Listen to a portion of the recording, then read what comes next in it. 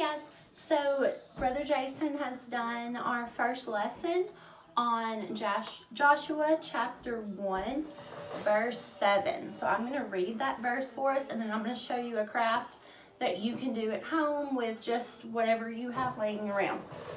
So Joshua chapter 1 verse 7 says, "Be strong and very courageous. Be careful to obey all the laws my servant Moses gave you.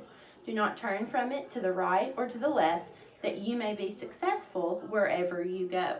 So we want to look at being courageous, and one way to do that is to keep a courage jar. So I have some things sitting around my house. I had a little glass jar that I didn't care too much about. I had this random cookie container out in my garage, or just a plastic cup would work too.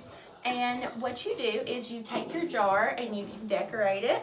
You can write the word courage on there. You can write the word faith. You could write strong. Any words that you want to put on there, you can draw on it.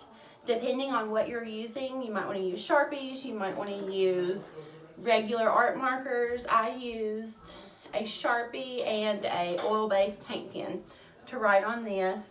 And so you just decorate it however you want to, and then take paper or Post-it notes, and I just cut up a piece of paper into little strips, and each time I see somebody in our house being courageous, we will write it down or draw a picture of it and add it to our courage jars. So if Tucker doesn't scream and yell when he sees somebody or something that he's scared of, we'll write that down and we'll put it in our jar.